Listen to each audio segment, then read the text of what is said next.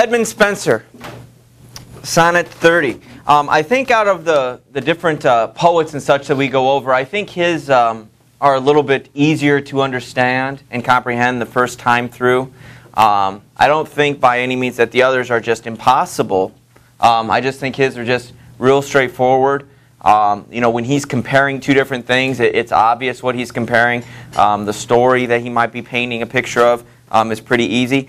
You can see in the building background that the sonnets that he wrote follow a narrative sequence and tell the story of a turbulent romance. Both Sonnet 30 and 75 are from his work Amoretti and exemplify the Spenserian sonnet form which Spenser intended or invented. Usually each semester I say, okay, well, let's figure out what rhyme scheme this is. And so everybody's sitting there figuring out, and I'm like, okay, well, which of the three types? And they just spend minutes trying to figure it out, even though, you know, we came up with the real quick things. And there's usually one person who raises their hand right away, and I shake my head, and they put their hand down because they figure, well, it's Spenser. He wrote it. It's a Spenserian sonnet.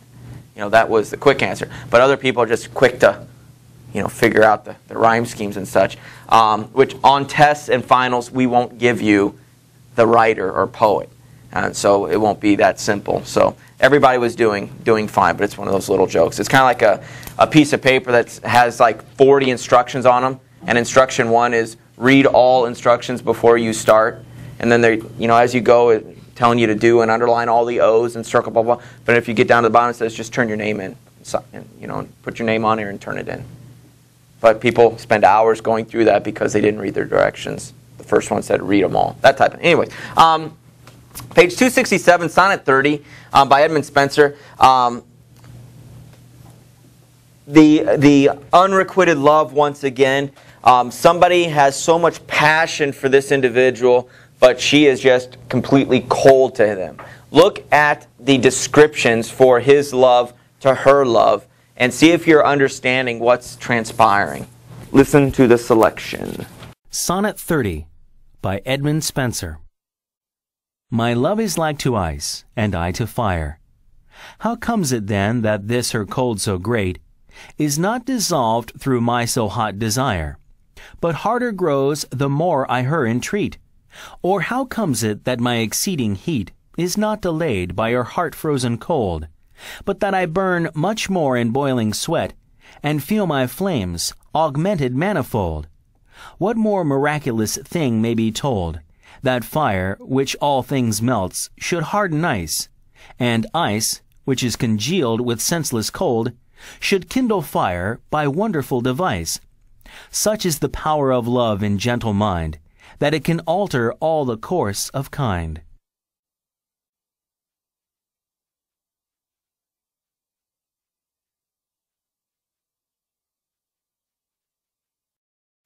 So we see the very first, well, I guess technically the 3 quatrains, down to line 12. You know, that's the problem. My love is like ice. My love is like to ice, and I to fire. How comes it then that this her cold so great is not dissolved through my hot? So I am so hot for her, but she's so cold for me.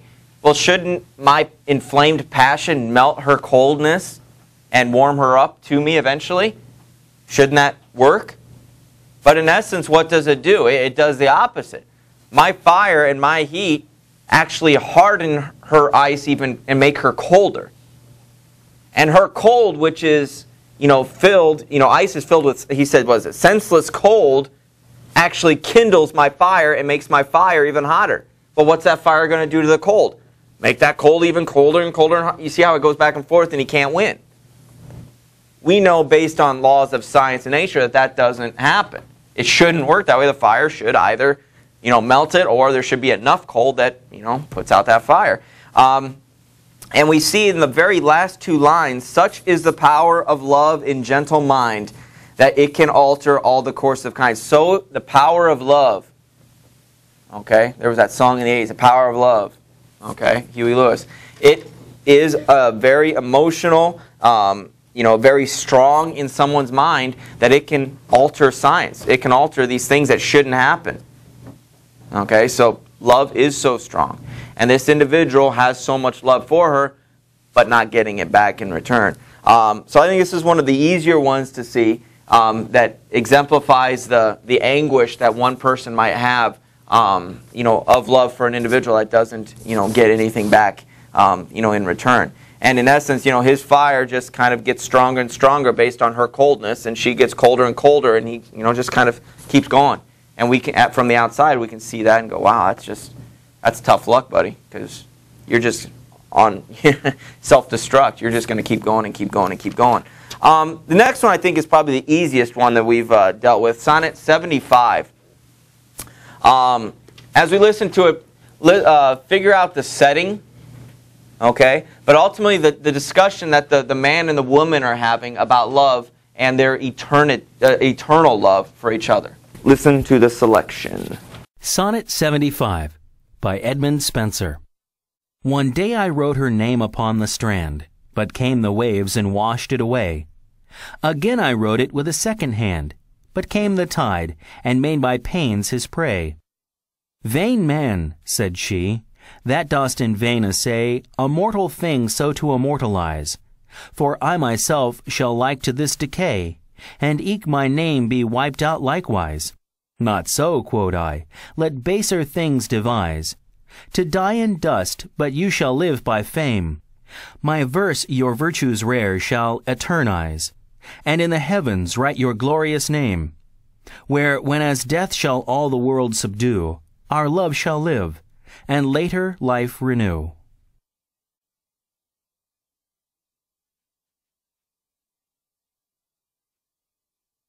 So where is this happening or transpiring?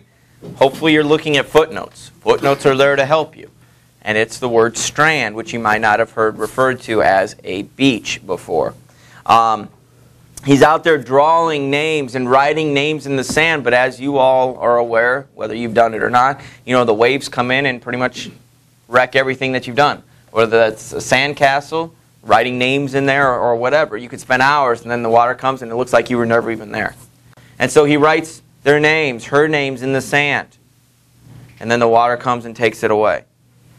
Again, I wrote it with a second hand.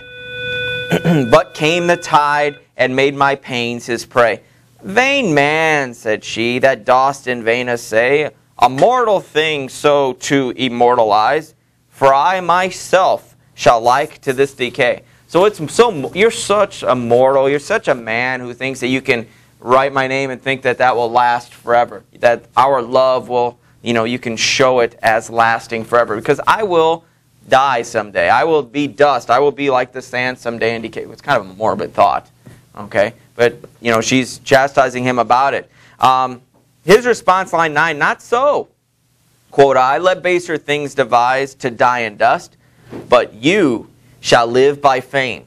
My verse, your virtues rare shall eternize, and in the heavens write your glorious name, where when as death shall all the world subdue, our love shall live, and later life renew. So even though she says that we will die, our love will end. That's the way it is, mankind, and we'll be washed away just like the sand did. Okay, and no one will know any difference. But he goes, no. And if you look in the yellow text there, my verse. So I will write your name and write poems or poetries. There are some famous rock songs that are written about women. And those are people are like, oh, I wrote a song about you. Oh, that's wonderful, wonderful. Okay, even if that romance breaks up, even if they get a divorce, that song is still out there. That song is a snapshot of what they had or what one person thought they had with that other person. And so through his verse, I will make us immortal. Do you understand? It's very similar to, if you have seen the movie Shakespeare in Love, there's an it's about Shakespeare falling in love. But it's a young Shakespeare. He's not uber famous yet. And he's struggling. He has writer's block. You've heard of writer's block? And the only way he can write is when he's in love, when he has a muse. Maybe it's not even love. It's just he's having sex with some woman. But he's infatuated with her. And that's fuel for the fire for him to write. And so we see him early on in the movie that he's in love with this woman, he's sleeping with this woman, and she's married to somebody else, but that doesn't stop them because, they're in love and they just can't keep their hands off each other, whatever. Well, he walks in on her with somebody else who isn't her husband. And he's upset that she's cheating on him, which, okay, kind of have your moral issues going on, but whatever. And he had just written a play that was, what was it called? Romeo and Rosaline. He had the first act done. And this woman's name was Rosaline. And he looked at her and he goes, I would have made you immortal. And he walks out and drops the papers into fire. Now, we know now, because we know Shakespeare and dramatic irony and all that, can you imagine? Would he have made her immortal? Can you see how, if there really was a Juliet in his life, how he made her immortal? Yes, she dies in the play. Got it. Got it. But that love that Romeo and her have, if he experienced that love and wanted to showcase that for the world, he can showcase that love in that poem.